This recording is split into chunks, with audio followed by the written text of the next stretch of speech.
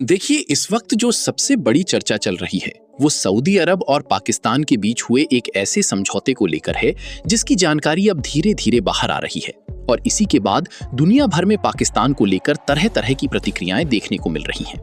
लेकिन इसी घटनाक्रम के बीच भारत के लिए कुछ ऐसी सकारात्मक खबरें भी सामने आई हैं जिन्होंने माहौल को पूरी तरह बदल दिया है। साथ ही अमेरिका का एक बड़ा फैसला भी सामने आया है जो भारत के लिए गेम चेंजर साबित हो सकता है।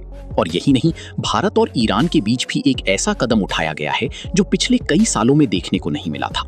कुल मिलाकर हालात काफी तेजी से बदल रहे हैं और कई ऐसी जानकारियां निकल कर आ रही हैं जो आम खबरों में ज्यादा दिखाई नहीं देती। अब अगर सबसे पहले उस मुद्दे पर बात करें जिसने सबसे ज्यादा हलचल मचाई है, तो वो है पाकिस्तान और सऊदी अरब के बीच हुआ वो डिफेंस समझौता जिसकी डिटेल्स अब सामने आने लगी हैं। शुरुआत में इसे एक बराबरी वाला सैन्य सहयोग बताया गया था, लेकिन जैसे जैसे इसकी परतें खुल रही हैं, तस्वीर कुछ और ही नजर आ रही है। अब अगली बड़ी खबर पर आते हैं, जो सीधे तौर पर भारत और अमेरिका के बीच बढ़ते डिफेंस रिश्तों से जुड़ी हुई है। दिलचस्प बात यह है कि एक तरफ अमेरिका और ईरान के बीच तनाव बना हुआ है, लेकिन दूसरी तरफ भारत के साथ उसके सैन्य सहयोग में कोई ढील देखने को नहीं मिल रही, बल्कि उल्टा अब ये साझेदारी और भी गहरी होती नजर आ रही है। और सबसे हैरान करने वाली बात यह है कि वही अमेरिका जो पहले पाकिस्तान को लेकर सख्त रुख दिखा चुका है, अब पूरी तरह से भारत के साथ अपने डिफेंस इकोसिस्टम को मजबूत करने में लगा हुआ है। दरअसल हाल के दिनों में कई अहम डेवलपमेंट सामने आए हैं।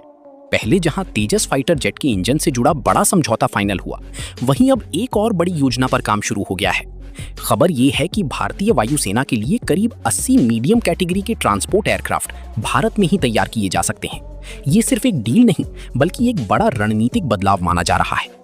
सबसे खास पहलू ये है कि अमेरिका पहली बार अपनी इस लेवल की एडवांस्ड एरोस्पेस अब इस पूरी कहानी को आगे बढ़ाते हैं और बात करते हैं उन नए ट्रांसपोर्ट एयरक्राफ्ट्स की जो भारतीय वायुसेना के पुराने बेड़े को रिप्लेस करने वाले हैं।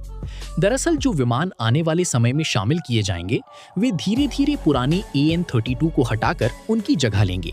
और यही वजह है कि इस प्रोजेक्ट को लेकर दुनिया की बड़ी बड़ी कंपनियों के बीच जबरदस्त मुकाबला देखने को मिल रहा है।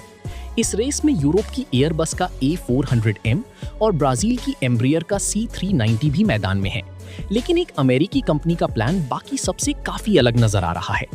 दरअसल इस कंपनी की रणनीति सिर्फ विमान बेचने तक सीमित नहीं है, बल्कि वो भारत में पूरा अब अगर मिडिल ईस्ट की मौजूदा स्थिति पर नजर डालें तो वहां तेजी से बदलते हालात का असर सीधे ग्लोबल ऑयल मार्केट पर देखने को मिल रहा है। लगातार बढ़ते तनाव और कच्चे तेल की कीमतों में उछाल को देखते हुए अमेरिका ने फिलहाल एक अस्थायी राहत दी है, जिसके तहत ईरानी तेल की सप्लाई को कुछ समय के लिए अनुमति दी गई है। इसका मकसद साफ है, अंतर्राष्ट्रीय बाजार में अचानक झटका ना लगे और कीमतें नियंत्रण में बनी रहें। लेकिन यहाँ ये समझना जरूरी है कि ये कोई स्थायी व्यवस्था नहीं है, बल्कि सीमित अवधि के लिए दी गई ढील है, जिसके बाद दोबारा सख्ती बढ़ाई जा सकती है। अगर अमेरिका और ईरान के रिश्तों की बात करें तो दोनों देशों के बीच खींचतान को इस डील की सबसे अहम बात यह है कि भारत अपनी जरूरत के अनुसार इन विमानों में बदलाव भी कर सकेगा, जिसे कंपनी ने स्वीकार कर लिया है। और क्योंकि भारतीय वायुसेना पहले से ही C-130J विमानों का उपयोग कर रही है, इसलिए ट्रेनिंग, ऑपरेशन और मेंटेनेंस में भी ज्यादा दिक्कत नहीं होगी। सीधे शब्दों में कहें तो अगर यह डील फाइनल होती है तो भारत में बड़े स्तर पर आधुनिक सैन्य विमान बनने शुरू हो जाएंगे, जिससे आत्मनिर्भर भारत को एक नई गति मिलेगी। अब सबकी नजर इस बात पर टिकी है कि इस समझौते में टेक्नोलॉजी ट्रांसफर कितना और किस स्तर तक होता है। अगर यह बातचीत सफल रहती है तो ठीक, वरना भारत के पास दूसरे देशों के विकल्प भी खुले हुए हैं। अब बात करते हैं तीसरी और सबसे अहम अपडेट की, जो भारत और ईरान से जुड़ी हुई सामने आ रही है। दरअसल पाकिस्तान की तरफ से ईरान और अमेरिका के बीच तनाव को कम करने की कोशिश की जा रही थी, लेकिन यह पहल ज्यादा आगे नहीं बढ़ पाई।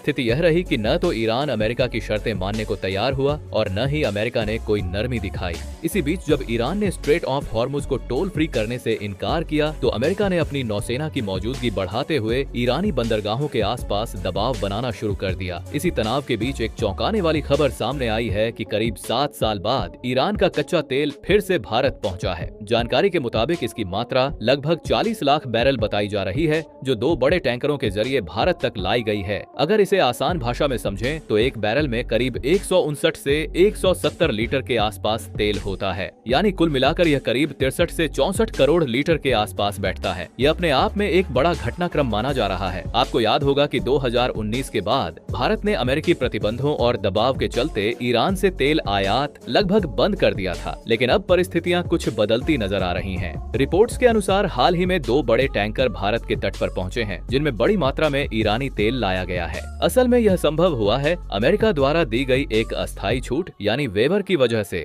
मिडिल ईस्ट में बढ़ते तनाव और कच्चे तेल की कीमतों में उतार चढ़ाव को देखते हुए अमेरिका ने कुछ समय के लिए ईरानी तेल के आयात पर डील दी है, ताकि वैश्विक बाजार में संतुलन बना रहे। हालांकि यह छूट सीमित समय के लिए ही मानी जा रही है और आगे फिर से सख्ती बढ़ने की संभावना भी जताई जा रही है।